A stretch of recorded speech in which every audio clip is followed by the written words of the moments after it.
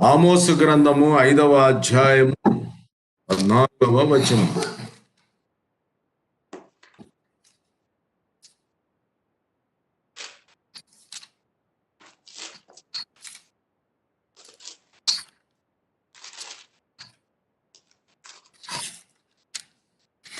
ఆమోసు గ్రంథము 5వ అధ్యాయము 14వ వచనం.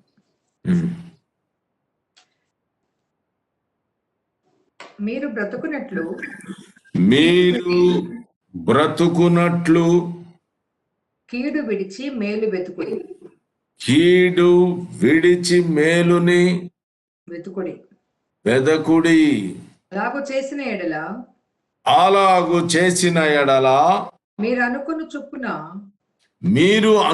చొప్పున దేవుడు సైన్యములకు అధిపతి యెహోవా మీకు తోడుగా నుండును. దేవుడును సైన్యములకు అధిపతి నగు యెహోవా మీకు తోడుగా నుండును. అన్నగారికి ఇష్టమైన పదం ఇమ్మానుయేలు. సరే, దేవునికి మహిమ కలుగును గాక. దేవుడు సైన్యములకు అధిపతి యెహోవా దేవుడు మీకు తోడుగా ఉండను. ఎప్పుడు? విడిచి మేలుని వెదకిన ఎడల. కాబట్టి మనము కీడుని విడిచి మేలుని వెతకటం వల్ల మనము బ్రతుకుతాము అని చెప్తున్నాడు. మీరు బ్రతుకున్నట్లు. ఒక వ్యక్తి బ్రతకాలి అంటే కీడుని విడిచి మేలు చేసేటువంటి వాడుగా. నీవు మేలు గనక చేసినట్లయితే 3వ యోహాను పత్రిక 1వ అధ్యాయము 11వ వచనము చదవండి.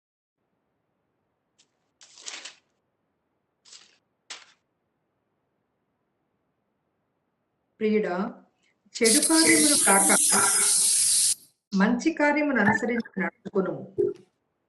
మేలు చేయువాడు దేవుని సంబంధి. మేలు చేయువాడు దేవుని సంబంధి. దేవుని సంబంధి. కీడు చేయువాడు దేవుని చూచినవాడు కాడు. కీడు చేయువాడు దేవుని చూచినవాడు కాడు. దేవుణ్ణి చూసేటువంటి వాడు కాదు. ఎవడైతే కీడు చేయాలనే తలంపు గాని ఆలోచన గాని లేకపోతే కీడు చేయటము గాని చేసేటువంటి వాడు ఎవడున్నాడో వాడు దేవుని చిన్నవాడు కాడు. కానీ మేలు చేయువాడు దేవుని సంబంధి. మేలు చేయువాడు బ్రతుకుతాడు. మేలు చేయువాడికి దేవుడును సైన్యములకు అధిపతి యెహోవా తోడుగా ఉంటాడు. కాబట్టి ఎవరైతే మేలు చేస్తారో వాళ్ళు దేవుని సంబంధి. కాబట్టి దేవుని సంబంధులైనటువంటి మనము, మేలు చేసేటువంటి మనము ఎలా ఉండాలి? 1 పేతురు రాసిన పత్రిక 3వ అధ్యాయము 11వ వచనాన్ని చదవండి.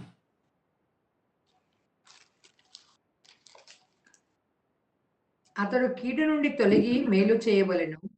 అతడు కీడు నుంచి తొలగి మేలు చేయవలెను. సమాధానమును వెతికి దానిని వెంటాడు. కాబట్టి ఇప్పుడు మొట్టమొదట కీడు నుంచి తొలగిపోవాలి. రెండవది ఏం చేయాలి? సమాధానాన్ని వెదకి వారిని వెంబడించాలి. సమాధానమునకు కర్తయగు అధిపతి మనకు సమాధానము కలుగజేసి ఉండగా ఆ సమాధానము మొట్టమొదట నీవు దేవునితో సమాధాన పడేటువంటి వానిగా, ఆయన కుమారుడైన యేసుక్రీస్తుతో నీవు సమాధాన పడేవానిగా, పరిశుద్ధాత్మతో నీవు సమాధాన పడేవానిగా, నీ సహోదరునితో నీవు సహోదరితో నీవు సమాధాన పడేటువంటి వానిగా, నీ పొరుగు వానితో నీవు సమాధాన పడేటువంటి వానిగా, కంప్లీట్ గా సమాధానం అనే సబ్జెక్ట్ లో మనం తెలుసుకున్నాం. కాబట్టి సమాధానాన్ని నువ్వు వెదకాలి, దానిని నీవేం చేయాలి? వెంబడించాలి. కాబట్టి కీడు చేసేటువంటి వాడు దేవుని సంబంధి కాడు. మనము మేలు చేయటానికే దేవుడు మనల్ని లోకంలో ఉంచాడు. కాబట్టి మేలు చేసేటువంటి మనము సమాధానము కలిగినటువంటి వాళ్ళుగా ఉండాలి. సమాధానాన్ని మనం వెతికేటువంటి వాళ్ళుగా ఉండాలి. దాన్ని వెంబడించేటువంటి వాళ్ళుగా ఉండాలి. అప్పుడు యెహోవా నీకు తోడుగా ఉండును. కాబట్టి కీడు చేయకుండా మనం మేలు చేయటం బిగించేస్తే అప్పుడు మనం బ్రతుకుతాం. రోమీలకు రాసిన పత్రిక 7వ అధ్యాయము 19 నుంచి 21వ వచనం దాకా గనక చదివితే ఇక్కడ ఒక నియమము మనలో కనబడుతూ ఉంది. ఆ నియమము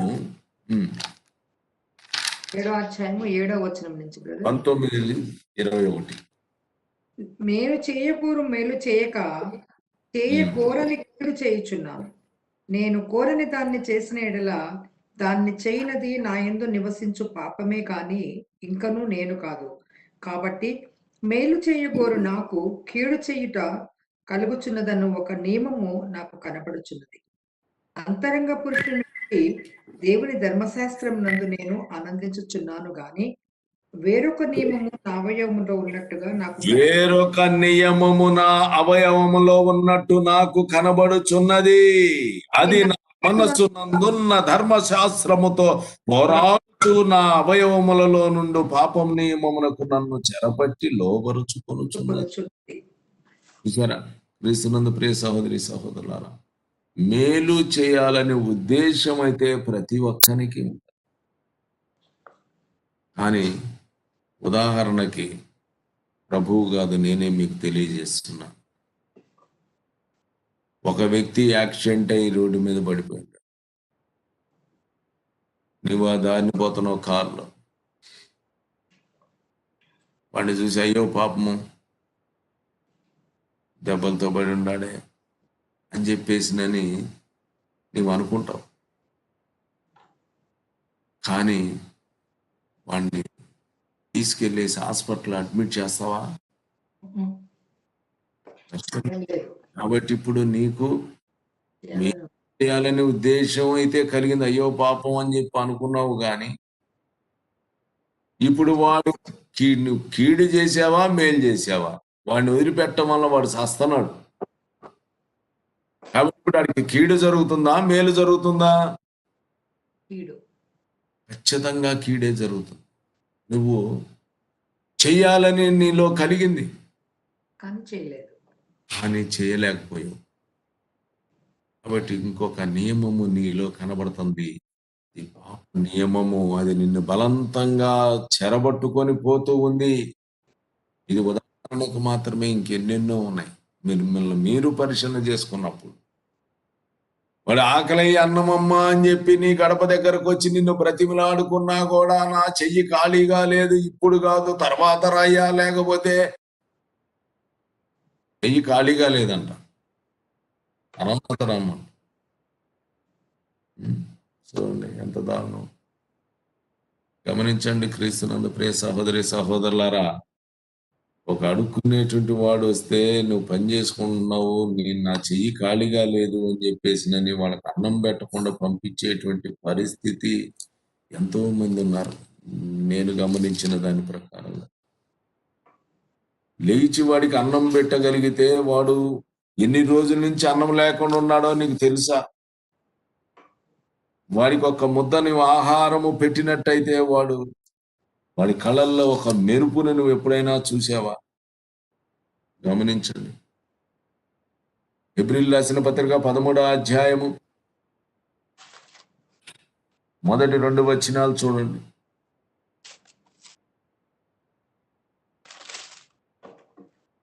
సహోదర ప్రేమగా ఉండనియుడి, ఆతిథ్యము చేయ మరవకుడి. దాని వలన కొందరు ఎరుగకయే దేవదూతలకు ఆతిథ్యము చేసిరి. ఆమేన్. దేవదూతలకు ఆతిథ్యం ఇచ్చారు. నీకు తెలియకనే ఎప్పుడు ఆతిథ్యం వేయటం నువ్వు మరవకుండా ప్రతి ఒక్కరికి నువ్వు ఆతిథ్యం వేయటం బిగిన్ చేసినప్పుడు వాళ్ళలో దేవదూతలు కూడా ఉన్నారు. దేవదూతలు కూడా వస్తారు.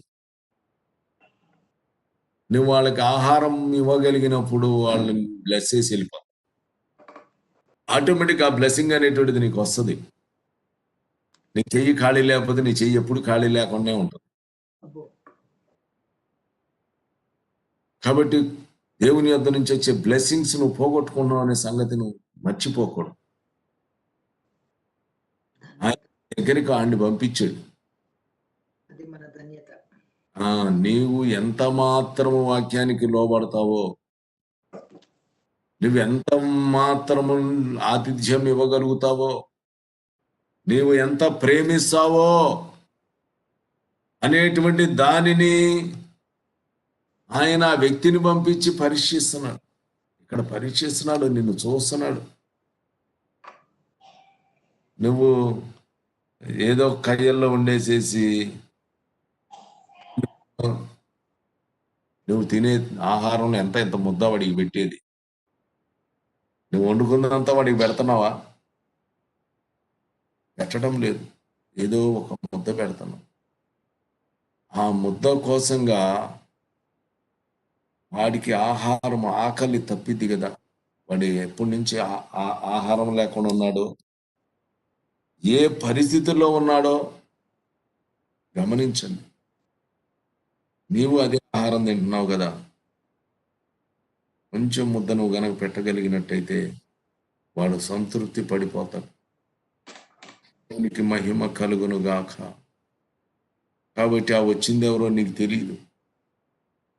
ఒకవేళ దేవుడు పంపించాడేమో నీ హృదయాన్ని తెలుసుకోవడానికి అని నీవు తెలుసుకోగలిగితే ఖచ్చితంగా నీవు అతనికి మేలు చేస్తావు. నువ్వు వాడికి మేలు చేసినట్టే కదా. వాడు ఆహారం లేకపోతే వాడు అలానే చచ్చిపోతాం. అలాంటిది నీవు ఒక ముద్ద ఆహారం పెట్టమన్నా వాడు బ్రతుకుతున్నాడు. అందుకని జాగ్రత్తగా ఉండాలి. మనం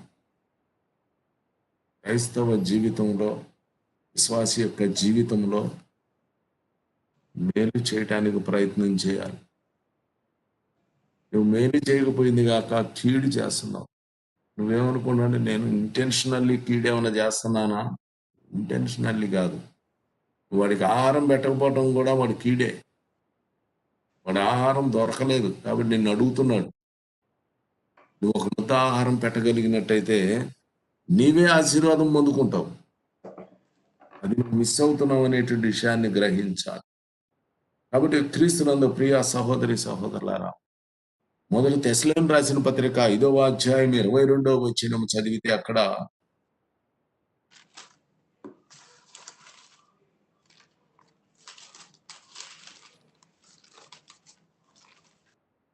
మొదటి తెస్సలోనికీయులకు రాసిన పత్రిక 5వ అధ్యాయం 22వ వచనం, ప్రతి విధమైన కీడునకు దూరముగా ఉండుడి. కాబట్టి ప్రతి విధమైన కీడు, ప్రతి విధమైంది, అది ఏ రకమైనటువంటి కీడు, ఇప్పుడు నేను చెప్పిన 2 ఉదాహరణలు అది కీడే.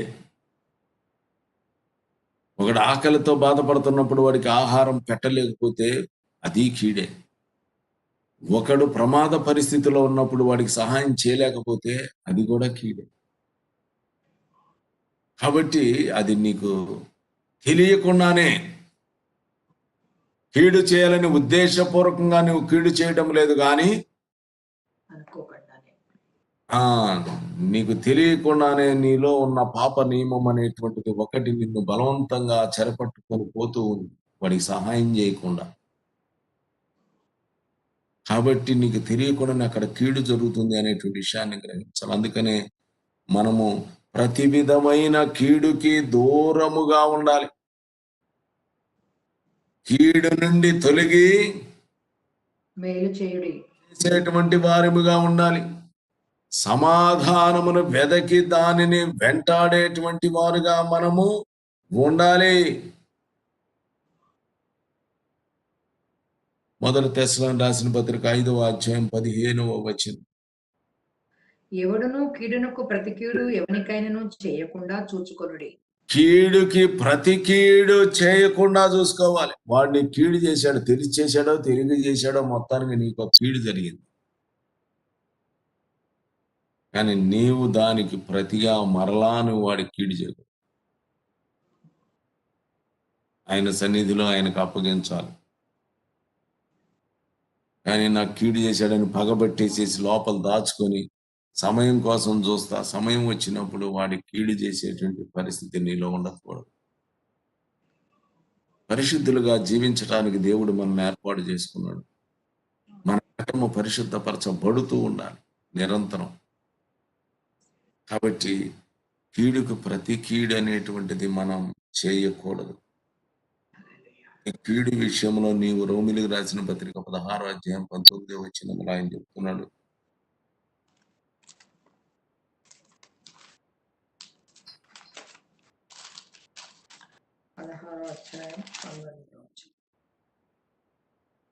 మీ విధేయత అందరికీ ప్రచురమైనది గనుక మిమ్మల్ని గురించి సంతోషించుచున్నాను. మీరు మేలు విషయమై జ్ఞానులను, కీడు విషయమై నిష్కపటులనై ఉండవలనని కోరుచున్నాను. కీడు విషయంలో నువ్వు నిష్కపటమైనటువంటి వానిగా ఉండాలి.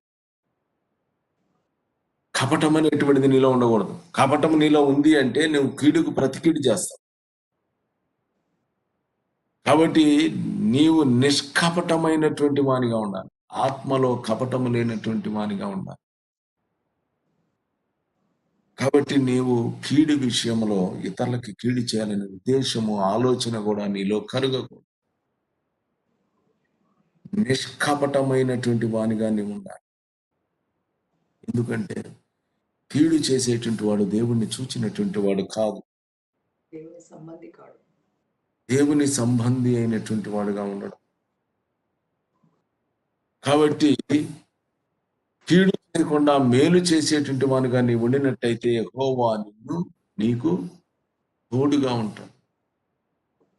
నీవు బ్రతుకుతావు అని లేఖన భాగాల ద్వారా మనం తెలుసుకుంటున్నాం. కాబట్టి క్రీస్తునందు ప్రియ సహోదరి సహోదరులారా, రోమిలకు రాసిన పత్రిక 13వ అధ్యాయము 10వ వచనాన్ని ఒకసారి చదవండి. ప్రేమ పొరుగువానికి కీడు చేయదు కనుక ప్రేమ కలిగి ఉండుట ధర్మశాస్త్రం. కాబట్టి నీవు ప్రేమ కలిగినటువంటి వానిగా ఉండాలి. అలా ఉంటే పొరుగువానికి ఎప్పుడైతే నువ్వు ప్రేమ కలిగి ఉంటావో నీవు కీడు చేయలేవు. నువ్వు ప్రేమ కలిగి ఉంటే నీ హృదయములో లేకపోతే నీ ఆత్మలో కపటం అనేటువంటిది ఉండదు. నీలో కపటం అనేటువంటిది లేనప్పుడు నీవు వానికి ప్రతి కీడు చేయజాలవు.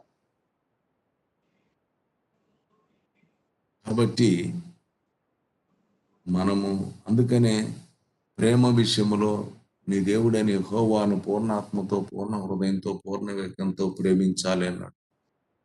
నిన్ను వలె నీ పొరుగువాన్ని ప్రేమించాలి అన్నాడు. నీ సహోదరుణ్ణి నువ్వు ప్రేమించాలి. ప్రేమ నీకు కలిగి ఉన్నట్టయితే నువ్వెవరికి కూడా కీడు చేయలేవు. దైవదాసుడుగా ఉన్నటువంటి వారు కూడా 2వ తిమోతికి రాసిన పత్రిక 2వ అధ్యాయం 26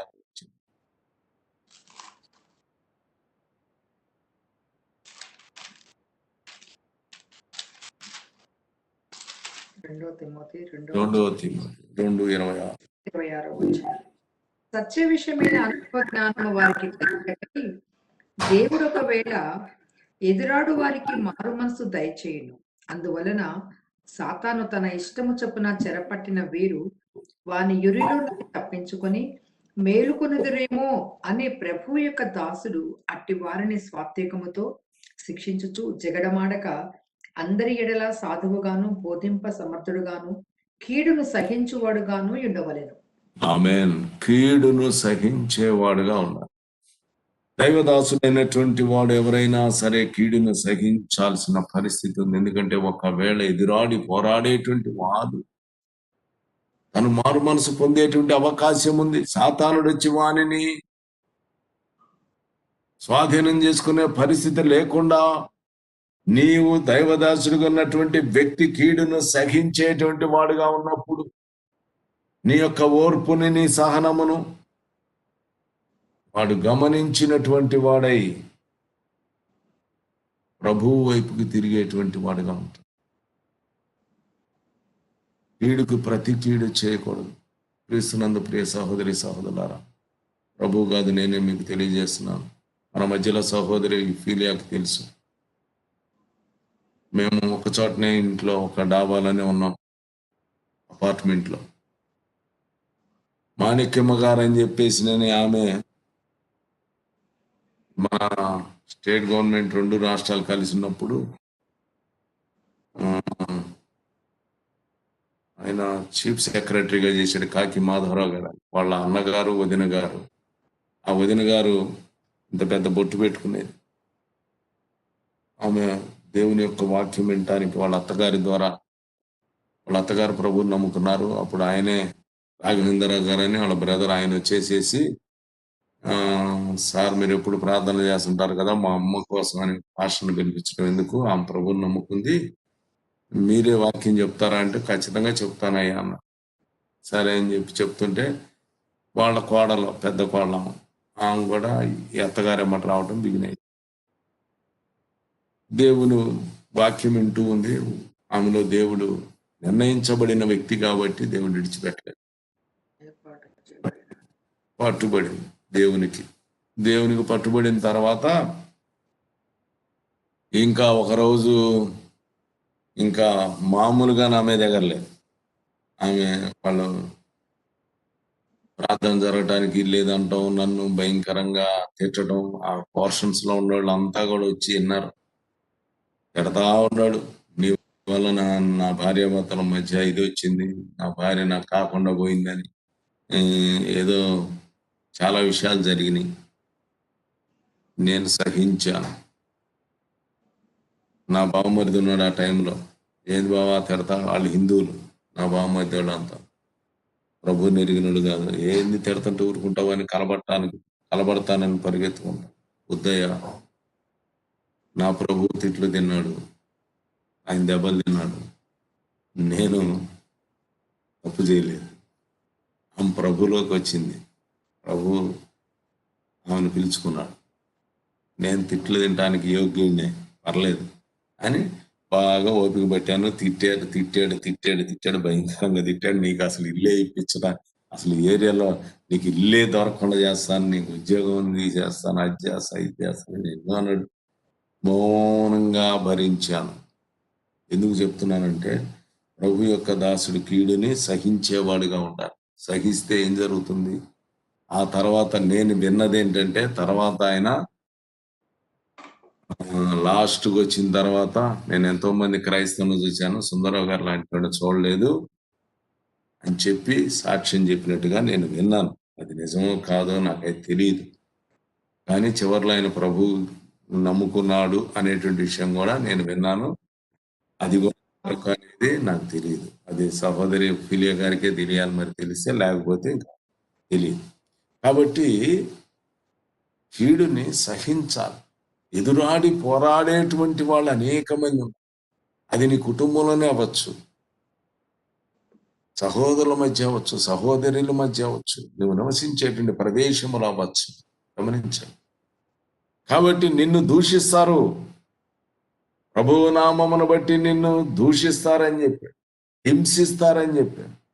కాబట్టి ఇలాంటి అనేకమైనటువంటి నీ కలుగుతున్నప్పుడు మౌనముగా సహించు. ఎదురు తిరిగి ఒక్క మాట కూడా మాట్లాడదు. ఒక్క మాట నువ్వు మాట్లాడావో క్లోజ్ అయ్యి వాళ్ళను నువ్వు ఆపలేవు. ఎందుకంటే పక్కింటోడు ఇబ్బంది పెట్టడానికి ప్రయత్నం చేస్తాడు. కాబట్టి ప్రియ సహోదరి సహోదరుల గ్రహించండి, కీడు సహించండి. కీడుని సహించడం వల్ల ఒక ఆత్మని నువ్వు కాపాడుకున్నటువంటి వానివి అవుతావు. లేకపోతే ఆత్మ వెళ్ళిపోతుంది, రక్షణ. కాబట్టి క్రీస్తునందు ప్రియ సహోదరి సహోదరులారా, ప్రభు యొక్క దాసుడైనటువంటి వాడు కీడుని సహించేటువంటి వాడుగా ఉండాలి. ప్రేమ కలిగినటువంటి వాళ్ళుగా ఉండాలి. మీరు విశ్వాసులైనటువంటి వాళ్ళు కానీ, సేవకులైనటువంటి వాళ్ళు కానీ, కీడు విషయంలో నిష్కపటమైనటువంటి వాళ్ళుగా ఉండాలి. కీడుకి ప్రతి కీడు చేసేటువంటి వారుగా ఉండకూడదు. కీడు చేయటం మానేసేసి దాని నుంచి తొలగిపోయేటువంటి వానిగా ఉండి ఆ కీడు నుంచి వదిలిపెట్టి సమాధానమును నీవు వెంట సమాధానము కలిగినటువంటి వానిగా ఉండాలి. లోబడి. రాసిన పత్రిక 3వ అధ్యాయము 17వ వచనాన్ని చదువు. ఏంటి పత్రిక ఏంటన్నారు? 3:17 మొదటి పేతురు 3:17.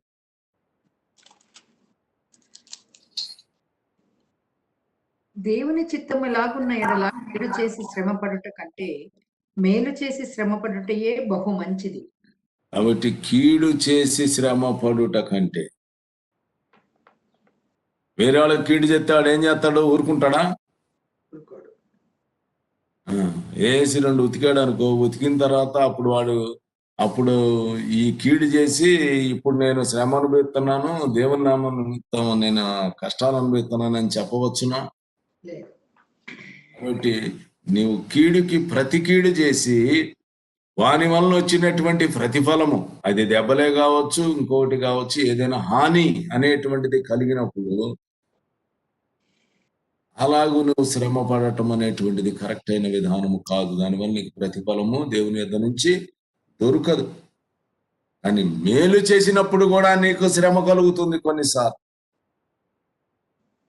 ఆ శ్రమ వలన నీకు ప్రతిఫలము దొరుకుతుంది. అది బహు మంచిది. కాబట్టి కీడు చేసి శ్రమ పడుట కంటే మేలు చేసి శ్రమను అనుభవించటం అనేటువంటిది అది బహు మంచిదైనటువంటి కార్యము దేవుని దృష్టిలో. ఎందుకంటే ఆయన కన్నులు నీ మీద ఉన్నాయి కనుక నిన్ను పరిశీలిస్తున్నాడు. మొదటి పేతురు రాసిన పత్రిక 3వ అధ్యాయము 12వ వచనాన్ని చూడండి. ప్రభువు కన్నులు నీతిమంతుల మీదను ఆయన చెవులు ప్రభువు కన్నులు నీతిమంతుల మీదను ఆయన చెవులు వారి ప్రార్థనల వైపు ఉన్నవి. వారి ప్రార్థన వైపున ఉన్నవి కానీ ప్రభువు ముఖము కీడు చేయు వారికి విరోధముగానున్నది. ప్రభువు ముఖము కీడు చేయు వారికి విరోధముగా ఉన్నది. కీడు చేసేటువంటి వాడు దేవుని సంబంధి కాడు. మేలు చేసేటువంటి వాడే నీతిమంతుడు. కాబట్టి మేలు చేసినటువంటి వాడు దేవుని సంబంధి. కాబట్టి కీడు చేసేటువంటి వాడు దేవుణ్ణి చూచిన వాడు ఆడు. కాబట్టి మన ప్రభు అయిన యేసుక్రీస్తు యొక్క కన్నులు ఆ నీతిమంతుల మీద ఉన్నాయి. అందుకనే చెప్తున్నా, ఆయన కన్నులు నీ మీద ఉన్నాయి. నీవు అడుక్కునేవాడికి ఆహారం పెట్టేటప్పుడు ఆయన చూడటం లేదా? నా చెయ్యి ఖాళీగా లేదన్నప్పుడు చూడటం లేదా? ఇతరుల ఇబ్బందిలో, కష్టములో, నష్టములో, బాధల్లో, వ్యధల్లో ఉన్నప్పుడు నీవు తప్పించుకోవడానికి ప్రయత్నం చేసినప్పుడు చూడటం లేదా? ఆయన హృదయాన్ని చూసేవాడు. ఆయన హృదయాలను పరిశీలించేటువంటి ఆయనకు తెలియదా నువ్వేం చేస్తున్నావో? కాబట్టి ఆయన కన్నులు నీ మీద ఉన్నాయి, చూస్తున్నాడు. ఇంకెంత జాగ్రత్తగా ఉండాలి మనం? కన్నులు మన మీద ఉన్నాయి అన్నప్పుడు ఇంకెంత జాగ్రత్తగా ఉండాలి. కాబట్టి ప్రతి ఒక్కరూ కూడా చాలా జాగ్రత్తగా ఆయన కన్నులు నా మీద ఉన్నాయి అనేటువంటి విషయాన్ని నువ్వు ఎరిగి ఉండాలి. ఫస్ట్ ఆ విఘ్నత నీలో లేకపోతే ఎన్నో ఆశీర్వాదాలను కోల్పోతున్నావు. వాళ్ళు తెలియకనే దేవదూతలకు ఆతిథ్యం ఇచ్చారు. ఎంత గొప్ప భాగ్యం! దేవదూతలకు నువ్వు ఆహారం పెట్టావు, లేకపోతే ఇంకొక ఆతిథ్యం ఇచ్చావంటే ఎంత గొప్ప భాగ్యం. మత్తయి సువార్త 25వ అధ్యాయంలో ఏం చెప్తున్నాడు ఆయన? నేను చెరసాల్లో ఉన్నప్పుడు నీవు నన్ను చూడటానికి వచ్చావు. నేను ఆకలిగా ఉన్నప్పుడు నీవు నాకు ఆహారం పెట్టావు. నేను లేకపోతే నేను వస్త్రహీనుడిగా ఉన్నప్పుడు నీవు నాకు వస్త్రములు ఇచ్చావు. కాబట్టి ఇవన్నీ ఎవరికి చేసి ఎవరికి ఇచ్చావని చెప్తున్నాడు? నీ సహోదరుడు గాని, నీ పొరుగువాడు గాని, వానికి నువ్వు చేసినప్పుడు, నీ సహోదరునికి చేసినప్పుడు ఇవన్నీ కూడా నాకు చేసినట్టే అన్నాడు ఆయన. కాబట్టి నువ్వు సహోదరుడైనటువంటి వానికి ఈ లోకంలో నువ్వేది చేస్తున్నావో నిన్ను నీవు పరీక్షించుకోవాలి. నీలో ఉన్నటువంటి వేరొక నియమానికి నువ్వు లోబడుతున్నావా? నీ లోపల ఉన్న ధర్మశాస్త్రానికి వ్యతిరేకంగా పోరాడుతున్నటువంటి ఆ పాప నియమమునకు నువ్వు చెరకొని పోబడుతున్నావా? దాన్ని ముక్తి పొందావా? పరిశుద్ధాత్మ ద్వారానే ఆ పాప నియమమునకు నువ్వు పులి స్టాప్ పెట్టగలుగుతున్నావు. దేవునికి మహిమ కలుగునుగా. కాబట్టి ఇప్పుడు రోమిలో రాసిన పత్రిక 8వ అధ్యాయములో మొదటి 2 వచనాలు చదువు. కాబట్టి ఇప్పుడు క్రీస్తు యేసునందున్న వారికి ఏ శిక్ష కాబట్టి ఇప్పుడు క్రీస్తు యేసునందున్న వారికి ఏ శిక్షావిధియు లేదు. క్రీస్తు యేసునందు జీవమునిచ్చు ఆత్మ యొక్క నియమము పాప మరణముల నియమము నుండి నన్ను విడిపించెను. ఆమేన్. పాప మరణముల నియమము నుండి నన్ను విడిపించెను. కాబట్టి నువ్వు పరిశుద్ధాత్మ యొక్క అభిషేకాన్ని పొంది ఆత్మానుసారమైన జీవితాన్ని నీవు కొనసాగిస్తున్నప్పుడు, ఆత్మ నీకు తెలియజేసిన విధానములో నువ్వు ముందుకి కొనసాగుతున్నప్పుడు, ఆ వేరొక నియమం అని చెప్పబడిన పాప మరణముల నియమము పెత్తనము చేయదు. దాని నుంచి నువ్వు ఆత్మ యొక్క నియమము ద్వారా విడిపించబడ్డావు. విడిపించబడిన నీవు దేవుని సంబంధివయ్యావు. దేవుని సంబంధి అయినటువంటి నీవు ఆయనను చూచేటువంటి వానిగా ఉన్నావు, అద్దములో చూచినట్లుగా. కాబట్టి నీవు కీడు నుంచి తొలగిపోవలసినటువంటి వానిగా ఉన్నావు. నీవు సమాధానాన్ని వెదికి దాన్ని వెంబడించాలి వాని ఉన్నావు. కీడుకి ప్రతి కీడు చేసేవాడుగా నీవు ఉండకూడదు. కీడును సహించేటువంటి వానిగా నువ్వు దేవుని యొక్క దాసుడుగా జీవించాలి. కాబట్టి కీడు విషయంలో నువ్వు ఒక నిష్కపటమైనటువంటి వానిగా ఉండాలి. నీవు ప్రేమ కలిగినటువంటి వాడిగా ఉండినప్పుడు ప్రేమ అనేటువంటిది ఇతరులకి కీడు కలగనివ్వదు. కాబట్టి నువ్వు కీడు చేసి శ్రమపడే కన్నా మేలు చేసి నీవు గనక శ్రమ పడినట్టయితే అది దేవుని దృష్టిలో మంచిదిగా ఉంటుంది. ఎందుకంటే ఆయన కన్నులు నీ మీద నిరంతరమున్నాయి. నువ్వు చూస్తూ ఉన్నాడు ఆయన, నువ్వేం చేస్తున్నావు. జకర్యా గ్రంథం 7వ అధ్యాయం 30వ వచనాన్ని చదువు.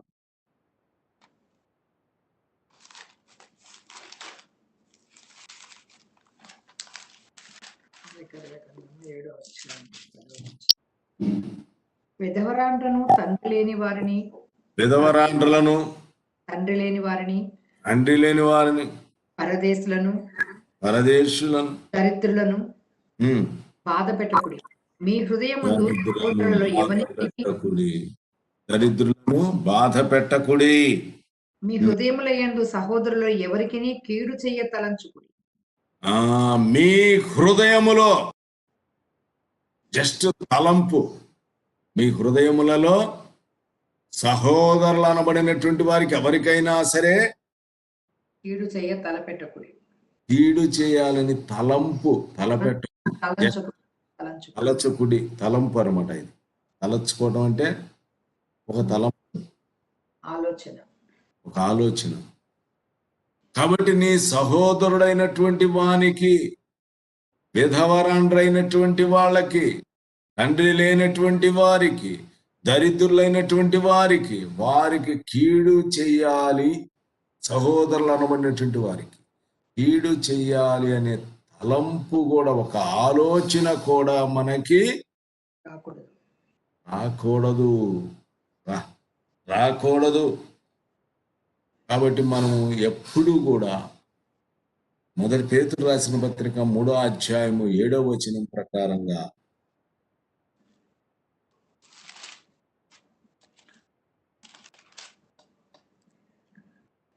అటువలనే పురుషులారా, అదేనా బ్రదర్?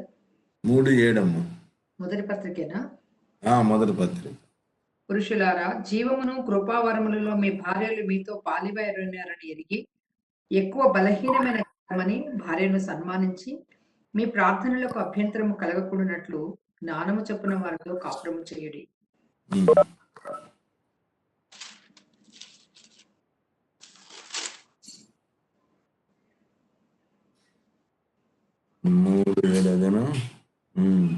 అదే కానీ అది కాదు. 17 చదవమ్మా, లేకపోతే దేవుని చిత్తము ఇలాగున్న ఎడల, అది దేవుని చిత్తం ఇందాక చదివాం బ్రదర్. దేవుని చిత్తం ఇలాగున్న ఎడల కీడు చేసి శ్రమ పడుట కంటే మేలు చేసి శ్రమ పడుటయే బహు మంచిది. సరే, దేవునికి మహిమ కలుగును గాక. కీడు చేయక మేలు దీవించాలి అని రాసి ఉంటుంది. సరే, తర్వాత ఎత్తుకోండి. కీడు చేయకుండా మనము వారిని దీవించాలి. కాబట్టి కీడుకు ప్రతి కీడు అనేటువంటిది చేయకుండా మనము దీవించేటువంటి వాళ్ళముగా ఉండాలి మన జీవితం. 9వ వచనం చదవమ్మా. 9. ఆశీర్వాదమునకు వారసులకు మీరు పిలువబడితే గనక కీడుకు ప్రతి కీడైనను దూషణకు ప్రతి దూషణను చేయక దీవించుడి. కాబట్టి దూషణ గాని ఇట్లాంటివి కూడా ఏమి చేయకుండా మనం ఏం చేయాలట? దీవించాలి. చాలు, అది చేయాల్సింది. మనం ఎప్పుడైతే మనము దీవిస్తున్నామో, కీడుకు ప్రతి కీడైనను ప్రతి దూషణ అయినను చేయక దీవించుడి. దూషిస్తే మరలా ఏం చేయాలి? దూషించకూడదు. చాలా మంది విశ్వాసులు కానీ లేకపోతే సేవకులు కానీ ఎవడైనా సరే యూట్యూబ్లో కానీ లేకపోతే ఇంకెక్కడైనా ఒకటి కనుక దూషించాడు అనుకో, వెంటనే లోపల నుంచి పుట్టుకొస్తుంది. ఏం పుట్టుకొస్తుంది? వీళ్ళకి దేవుడి గురించి సరిగా తెలియకపోయినా, దేవుడిని అనుసరించకపోయినా, నామినల్ క్రిస్టియన్ గా జీవితాన్ని కొనసాగిస్తున్నా, ఎవరైనా సరే మన దేవుణ్ణి దూషించారు అనగానే పాపం నుంచి సమాధానం చెప్పాలని అమ్మటే వాడిని దూషించాల్సిందే అని చెప్పి భయంకరంగా వాడిని దూషించడం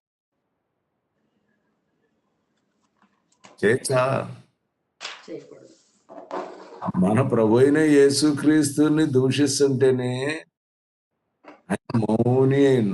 నిన్న మనం చెప్పుకున్నాం, మీరెట్టి ఆత్మ గలవారై ఉన్నారో మీరు ఎరుగరు. మీరు ఇతరులను రక్షించడానికి మాత్రమే ఆత్మ కలిగినటువంటి వాళ్ళు ఉన్నారు. మీరు దూషించి ప్రతి దూషణ చేసేటువంటి వాళ్ళ యొక్క ఆత్మ కాదు మీది. కీడికి ప్రతి కీడు చేసేటువంటి ఆత్మ కాదు మీది. ఏమంటే చాలా మంది నాతో కూడా మాట్లాడుతూ సేవకులైనటువంటి వాడు, సార్ అట్టన్నాడు, వాడిని అసలు మామూలుగా కాదు, మీరు చెప్పండి సార్. ఏం చెప్పండి సార్? బైబిల్ తెలిస్తే ఎట చెబుతావు? చెబుతారమ్మా? ప్రతికీడు చేయమని చెబుతారా? చెప్పలేము సార్. అయితే దూషించేవాడిని ఇంకా దూషించు, నువ్వు రిటాలియేషన్ వాడి ఎమ్మడి పడి నువ్వు ఇంకా దూషించమని చెప్తావా? క్షమించు, దీవించు అని చెప్పాలి. అది కాబట్టి ఇక్కడ ప్రతి దూషణ ఎన్నో చేయక దీవించేటువంటి అలవాటు నేర్చుకోవాలి. అది ఇప్పుడు దూషించని రేపేవాడెవడో, మరి ఆ సంగతి గ్రహించే పరిస్థితి ఉందా? ఆవేశంలో గ్రహించలేరు. కాబట్టి దూషణకి ప్రతి దూషణ చేయకూడదు, దీవించువారముగా ఉండాలి. ప్రభు దాసుడు కీడుని సహించేవాడుగా ఉండాలి. సాధ్యమైనంత వరకు దానికి మనము దూరముగా ఉండాలి. కాబట్టి దేవునికి మహిమ కలుగునుగాక. మనము దీవించేటువంటి వాళ్ళకు ఉండాలి, సహించేటువంటి వాళ్ళకు ఉండాలి, కీడుకు ప్రతి కీడు చేయకుండా ఉండాలి, నిష్కపటమైనటువంటి వారిగా ఉండాలి. క్షమించే వారముగా ఉండాలి. క్షమించే వారముగా ఉండాలి, ప్రేమించేటువంటి వారుగా ఉండాలని బైబిల్ చెప్తాం. యోహాను సువార్త 5వ అధ్యాయము 4వ వచనాన్ని ఒకసారి చూడండి. 4 సార్ 14. 14. అటు తర్వాత యేసు దేవాలయంలో వారిని చూచి, ఇదిగో స్వస్థత నొందితివి, మరి ఎక్కువ ఇదిగో స్వస్థత నొందితివి, మరి ఎక్కువ కీడు నీకు కలగకుండానట్లు మరి ఎక్కువ కీడు నీకు కలగకుండానట్లు ఇకను పాపము చేయకుమని చెప్పగా, ఇకను పాపము చేయకుడి. కాబట్టి కీడు అనేటువంటి పాపము చేయకుడి. పాపము చేసి ఏమొస్తుంది? కీడు చేస్తే పాపం వస్తుందా? కీడు వస్తుంది. పాపం చేసినోడికి కీడు వస్తుంది. కీడు వల్ల ఏమవుతుంది? స్వస్థత కోల్పోతుంది, అస్వస్థత వస్తుంది. కాబట్టి ఇప్పుడు ఆ అస్వస్థతని ఆయన స్వస్థపరిచాడు. ఇప్పుడు నువ్వు ఎక్కువగా పాపం అనేటువంటిది చేయబాక, నీ కీడు కలగకుండా ఉంటాను. మరి ఎక్కువగా కీడు కలగకుండా. కాబట్టి ఒక వ్యక్తి పాపం చేసినప్పుడు కీడు కలుగుతుంది. ఆ కీడు ద్వారా అస్వస్థత వస్తుంది. అస్వస్థత అనేటువంటిది యేసుక్రీస్తు ప్రభువు నామమునందు విశ్వాసం ఉంచడం ద్వారా, ఆ విశ్వాసము ద్వారా ఆ వ్యక్తికి స్వస్థత వస్తుంది. స్వస్థత వచ్చిన తర్వాత తను కీడుకి ఏం చేయాలి? దూరంగా ఉండాలి. పాపం అనేటువంటిది చేయకుండా కనుక ఉండినట్టయితే అతను కీడు అనేటువంటిది కలుగదు. కాబట్టి ఇక్కడ పాపము చేయకుండా ఉండాలి అని చెప్తున్నాను. ద్వారా కీడు వస్తుంది. దేవునికి మహిమ కలుగును గాక. యోనా గ్రంథము 3వ అధ్యాయం 10వ వచనం కనుక చూసి, ఇక్కడ నినీవే వారి గురించి మనందరికీ తెలుసు. యోనా పోయి ప్రకటించిన తర్వాత వాళ్ళందరూ కూడా చెడుతనమును మానుకున్నందువలన ఆయన చేయను ఉద్దేశించినటువంటి కార్యము కీడు చేయకుండా ఆయనకు చేయక మానేను అని ఉంది. దేవునికి ఈ మహిమ. నినివే వారు తమ చెడు నడతలను మానుకొనగా వారు చేయుచున్న క్రియలను దేవుడు చూచి పశ్చాత్తాపుడై వారికి చేయుదునని తాను మాట ఇచ్చిన కీడు చేయక మానెను. కాబట్టి కీడు చేయకుండా మానుకున్నాడు. కాబట్టి ఒక వ్యక్తి పాపము చేసి పాపము ద్వారా కీడు సంపాదించుకొని ఆ కీడు ద్వారా అస్వస్థతకు గురి అయినటువంటి వ్యక్తిగా ఉన్నట్టయితే, ఆ వ్యక్తి మన ప్రభు అయిన యేసుక్రీస్తు నామమునందు విశ్వాసం ఉంచడం ద్వారా ఆయన స్వస్థపరిచేటువంటి వాడు గనక ఆ స్వస్థత కలగజేసేవాడు. స్వస్థపరిచాడు. స్వస్థపరిచిన తరువాత ఇక మరలా పాపము జోలి పోకుండా గనక ఉండినట్టయితే ఆ కీడు అనేది వారి మీదకి రాదు. కాబట్టి నినీవే పట్టణస్థులు వాళ్ళు చెడుతనము మానుకున్నారు. పాపము చేయడం అనేటువంటిది చెడుతనము మానుకున్నారు. కాబట్టి దేవుడు తాను చేయను ఉద్దేశించినటువంటి కీడు చేయకుండా పశ్చాత్తాపడి దాన్ని చేయలేదు కనుక వారందరూ కూడా రక్షింపబడ్డారు. దేవునికి మహిమ కలుగునుగాక. కాబట్టి ఈ దినములలో కీడుకి మూలం ఏమిటి? పాపం. ఇంకా కీడుకు మూలం ఏమిటి? 1 తిమోతికి రాసిన పత్రిక 6వ అధ్యాయం 10వ వచనం.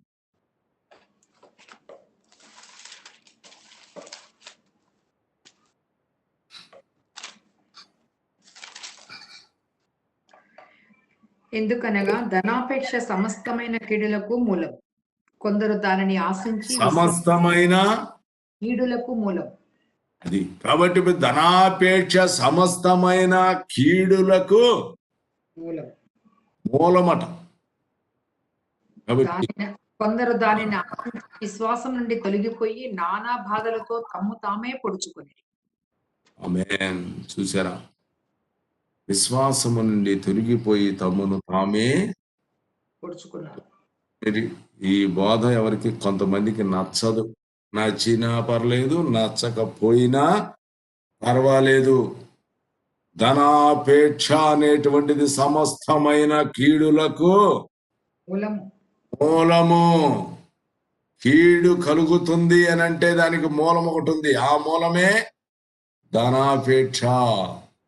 దానిని ఆశించినటువంటి వాళ్ళ ఎండి విశ్వాసం నుంచి తొలగిపోయి తమ్మును తాము పొడుచుకున్నారు. గమనించండి.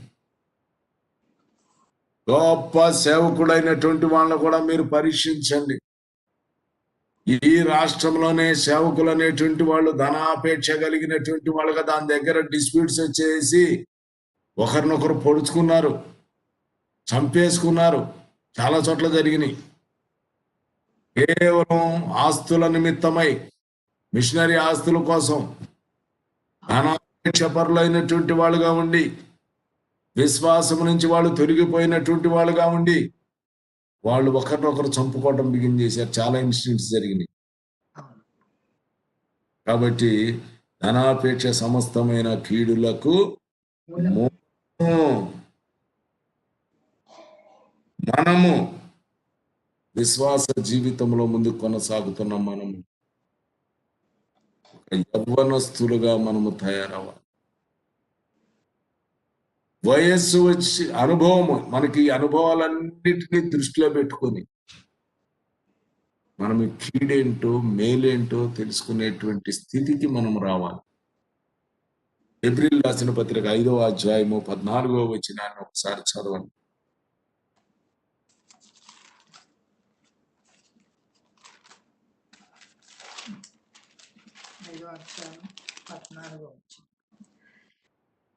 వయసు వచ్చిన వారు అభ్యాసము చేత మేలు, వయస్సు వచ్చిన వారు అభ్యాసము చేత అభ్యాసము అంటే బాగా యత్నం, ప్రాక్టీస్ ప్రాక్టీస్. మేలులను వివేచించుటకు సాధకము చేయబడిన జ్ఞానేంద్రియములు కలిగి ఉన్నారు. సాధకము చేయబడిన జ్ఞానేంద్రియములను కలిగి ఉన్నారు కనుక బలమైన ఆహారము వారికే తగును. కాబట్టి మీరంతా కూడా 12వ వచనం నుంచి చదువమ్మా. కాలమును బట్టి చూచితే మీరు బోధకులుగా ఉండవలసిన వారై ఉండగా దైవోక్తులలో మొదటి మూల పాఠములను ఒకడు మీకు మరలా పోతింపవలసి వచ్చింది. మీరు పాలు త్రాగవలసిన వారే కాని బలమైన ఆహారము తినగలవారు కారు. మరియు బలమైన మీరు పాలు త్రాగవలసిన వారే గాని బలమైన ఆహారము తినగలిగిన వారు కారు. పాలు త్రాగు ప్రతి గనక నీతి వాక్య విషయములో అనుభవము లేని వాడై ఉన్నాడు. కాబట్టి పాలు తాగేటువంటి వాడు శిశువే గనుక నీతి వాక్యుల విషయములో అనుభవము లేని వాడై ఉన్నాడు. వయసు వచ్చిన వారు అనుభవం చేత వయస్సు వచ్చిన వారు అనగా ఫుట్ నోట్లో ఎవరు? ఫుట్ నోట్లో పరిపూర్ణులు. మేలు కీడును వివేచించుటకు. ఎవరు పరిపూర్ణుడు అంటే మేలుని కీడుని వివేచించేవారే పరిపూర్ణుడు. అరే వయసు వచ్చి కీడేంటో తెలియదు, మేలేంటో తెలియదు. కాబట్టి ఇప్పుడు వీళ్ళు ఎవరు? పాలు దాగే శిశువులను పోలి ఉన్నారు. శిశువులే. కాబట్టి క్రీస్తునందు ప్రియ సహోదరి సహోదరులారా, దేవుని వాక్యం అనే పాలుని ప్రతి నిత్యము సేవిస్తున్నటువంటి మీరు శిశువుగా ఉన్నారా? పరిపూర్ణులుగా అనగా వయసు వచ్చిన వారుగా ఉన్నారా? మిమ్మల్ని మీరు పరీక్షించుకోవాలి. మేలేంటో నీకు తెలిసి ఉండాలి, కీడేంటో నీకు తెలిసి ఉండాలి. ఈ రెండిటిని వివేచించేటువంటి సాధకము చేయబడిన జ్ఞానేంద్రియములు ఉండాలి. జ్ఞానేంద్రియాలు కన్ను, ముక్కు, చెవు, ఈయన శరీరము, అవయవాలు ఇవన్నీ కూడా జ్ఞానేంద్రియములు. అంటే నీ బాడీ మొత్తం కూడా అన్ని కలిగి. కాబట్టి జ్ఞానేంద్రియములు కలిగినటువంటి వాళ్ళు కూడా ఇది ముట్టుకోవచ్చా, ముట్టుకోకూడదా, ఇది తినొచ్చా, తినకూడదా, ఇది దీనివల్ల మేలు కలిగిద్దా, కీడు కలిగిద్దా అని ప్రతి విషయాన్ని కూడా గ్రహించుకోగలిగినటువంటి శక్తి కలిగినటువంటి వారికి వాళ్ళకి ఏం పెట్టొచ్చుగా? బలమైన ఆహారం. బలమైన ఆహారము వాళ్ళు భుజించవచ్చు. అప్పుడు వాళ్ళు బలమైన ఆహారం తీసుకుంటే వాళ్ళు ఈ కీడు మేలు రెండు కూడా తెలుసు కాబట్టి వాళ్ళు పాపము చేసే అవకాశం లేదు. కీడుకి అప్పుడు ఏం చేస్తారు? దూరముగా పారిపోతారు, దీవిస్తారు. కీడికి ప్రతి విధమైన కీడికి దూరముగా ఉండాలి అనే విషయము తెలుసుకుంటారు. తెలుసు. లేకపోతే ఏమవుతుంది? కీడు చేసేటువంటి వాళ్ళుగానే ఉంటారు. కాబట్టి క్రీస్తునందు ప్రియ సహోదరి సహోదరులారా, ఇలాంటి వివేచన కలిగిన జ్ఞానేంద్రియములను మీరు కలిగినటువంటి వాడుగా ఉన్నారు. అందుకనే ప్రభువు చెప్తున్నాడు, పరిపూర్ణులుగా ఉండండి. మత్తయి సువార్త 6వ అధ్యాయము 34వ వచనాన్ని చదవండి. మత్తయి సువార్త కదా?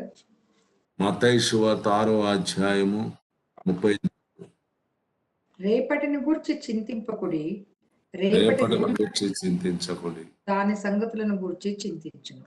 ఏనాటి కీడు ఏనాటి కీడు ఆనాటికి చాలును. ఆనాటికి చాలును. కాబట్టి ఏనాటి కీడు ఆనాటికి చాలు. కాబట్టి క్రీస్తునందు ప్రియ సహోదరి సహోదరులారా, నీవింకాను శిశువుగా ఉండకూడదు. కాలమును బట్టి చూస్తే ఎన్నో సంవత్సరాల నుంచి దేవుని యొక్క వాక్యము వింటూ క్రైస్తవ కుటుంబాల్లోనే పుట్టి పెరుగుతూ ఉన్నటువంటి వాళ్ళు అనేక మంది వాస్తవానికి వాళ్ళు బోధకులుగా తయారవ్వాల్సినటువంటి వాళ్ళుగా ఉన్నారు. కానీ వాళ్ళు ఇంకా పాలు తాగేటువంటి వాళ్ళుగానే ఉండి దైవోక్తుల్లో మొదటి మూల పాఠమును మరలా మీకు బోధించాల్సిన పరిస్థితి వచ్చింది. కాబట్టి పాలు తీసుకున్నటువంటి మీకు బలమైన ఆహారము పనికిరాదు, కానీ మీరు శిశువుగానే ఉన్నారు. మీరు వయసు వచ్చినటువంటి వారుగా అనగా పరిపూర్ణమైనటువంటి వారుగా మార్చబడాలి. నీతి వాక్యముల విషయంలో అనుభవం కలిగినటువంటి వారుగా, మీరు జ్ఞానేంద్రియములు కలిగినటువంటి వాళ్ళ అభ్యాసము చేత ప్రాక్టికల్ ఎక్స్పీరియన్స్ అనేది ఈ పాటికి వచ్చి ఉండాలి. కీడంటే ఏంటో మేలంటే ఏంటో మీరు తెలుసుకున్నటువంటి వాళ్ళుగా ఉండాలి. అందుకని ఏనాటి కీడు ఆనాటికి చాలు. కాబట్టి మనమంతా కూడా కీడు చేసేటువంటి వారముగా ఉండకూడదు. ఎందుకంటే యోహాను సువార్త 5వ అధ్యాయం 29వ వచనం చెప్పుకొని ముగించుకుందాం.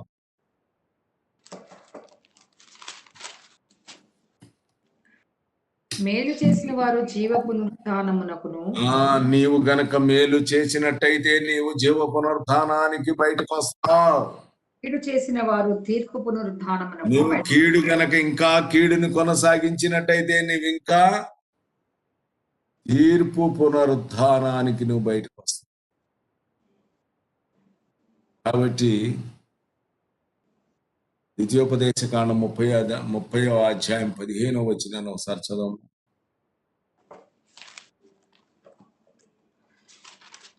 ద్వితీయోపదేశ కాండం 15వ అధ్యాయం 30వ అధ్యాయము 15వ.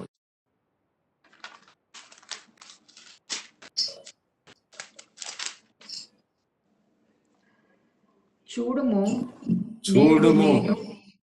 నేడు నేను జీవమును మేలును మరణమును కీడును ఎదుట ఉంచి ఉన్నాను. చాలమ్మ, నీ ఎదుట ఉంచి ఉన్నానని చెప్పు.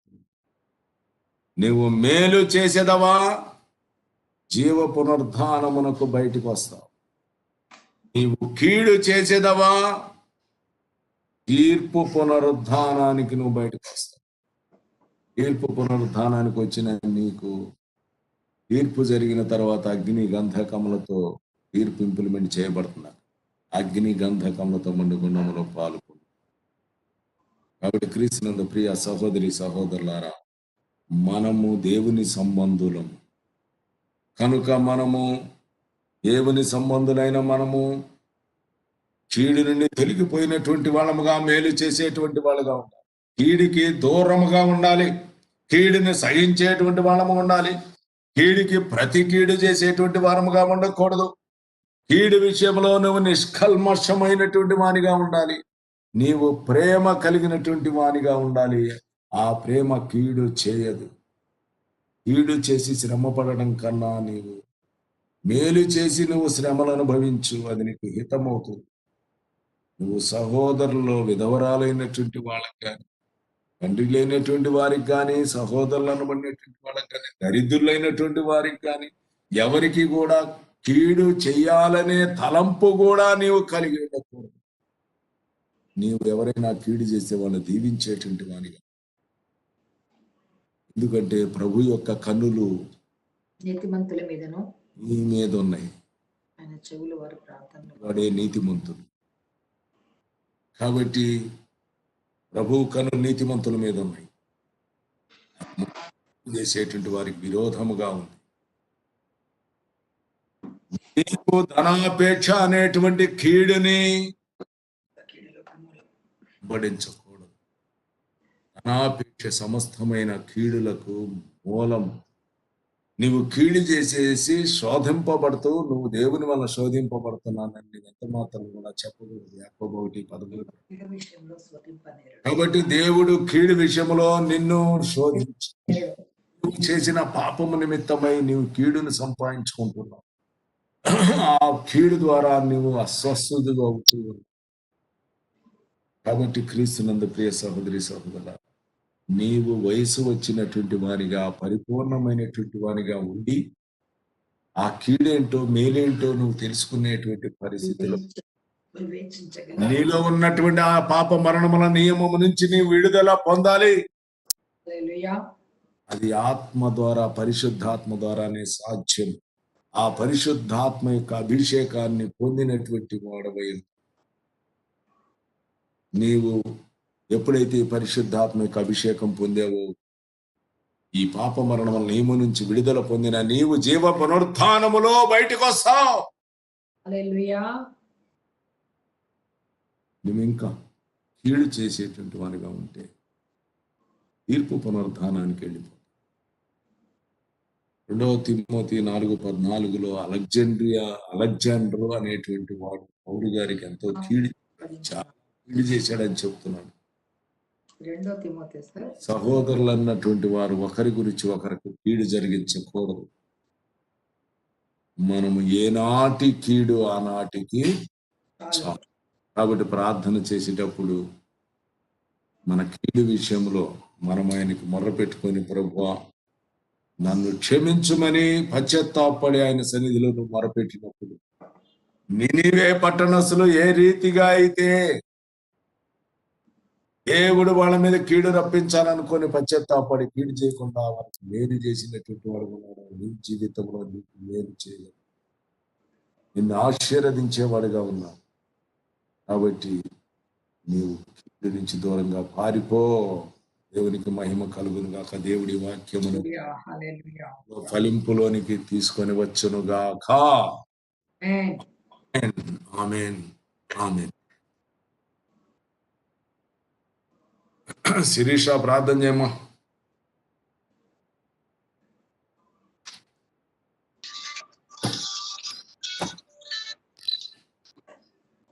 పరిశుద్ర ప్రేమ మాకు పర్లకు తండ్రి యేసయ్యా, నీకే వందనములు ప్రభా, స్తోత్రం నాయన. దేవా, ఈ ఉదయకాల సమయం నందు ప్రభా తండ్రి, మీరు వాక్యం ద్వారా మీరు మాతో మాట్లాడి బలపరిచినందుకు వందనాలు, స్తోత్రాలు ప్రభా. అయ్యా ఇదిగో నాయన ప్రభా, మేము కీడుకి ప్రతి కీడు చేస్తున్నామేమో ప్రభా నాయన. అయ్యా ఇదిగో మా కీడు చేసిన వారికి కూడా మేము మేలు చేసే విధంగా ప్రభా, ఇదిగో మా హృదయాలను మీరు తిప్పినందుకు వందనములు, స్తోత్రములు ప్రభా, స్తోత్రం నాయన. ఇదిగో నాయన మరలను ప్రభా తండ్రి, ఇదిగో నాయన మేము క్షమించబడిన తర్వాత ప్రభా వల్ల పాపంలో పడిపోకుండా ప్రభా నాయన, ఆ కీడును మేము దేవా తండ్రి పొందకుండా ప్రభా మీరు మమ్మల్ని కాపాడుతున్నందుకు, రక్షించినందుకు వందనములు, స్తోత్రములు ప్రభా. అయ్యా ఇదిగో నాయన ధనాపేక్ష మా జీవితాలలో ఉండకుండా ప్రభా నాయన. అయ్యా ఇదిగో నాయన మేము కీడుకు మేలు చేసేవారంగా ప్రభా, లేదో మేలేదో మేము ఎంచుకునేవారం, వివేచన కలిగి ఉండడానికి మా అందరికీ దేవతండి మీరు మాకు చేసినటువంటి చూపుతున్న కృపను బట్టి వందనములు, స్తోత్రములు ప్రభా నాయన. ఇదిగో సుందరవాణి ద్వారా ప్రతి ఒక్కరిని ప్రభా, ఈ గ్రూప్ లో ఉన్న ప్రతి ఒక్కరిని బలపరుస్తున్నందుకు, ఆత్మ ఆహారాన్ని ప్రభా మీరు ఇచ్చినందుకు మీకే వందనములు, స్తోత్రములు చెల్లించుకుంటూ, ఇంకనూ ప్రభా తండ్రి మరి దినదినము ప్రభా మమ్మల్ని యొక్క ఆత్మీయ ఆహారంతో ప్రభా తృప్తిపరచమని మా ప్రభువును ప్రియకుమారుడు యేసుక్రీస్తు నామమున అడిగి వేడుకుంటున్నాము తండ్రి. ఆమేన్. పరలోక ప్రార్థన. పరలోకమందున్న మా తండ్రి, మా యొక్క తండ్రి నామం పరిశుద్ధపరచబడింది. మీ రాజ్యం గాక మీ చిత్తము పరలోకమందు నెరవేరినట్టు భూమి యందు నెరవేరు. మా అనుదిన ఆహారం మాకు నేడు దయచేయండి. మా రుణస్థులు రుణములు క్షమించుము. శక్తి రాజ్యం మహిమ శక్తి నిరంతరము నీవై ఉన్నవి తండ్రి. ఆమేన్. అన్నగారు బ్లెస్సింగ్ ఇవ్వండి. ఆమేన్. అన్మ్యూట్ మీట్లో ఉన్నారు. మన తండ్రి అయిన దేవుని ప్రేమ, కుమారుడైన యేసు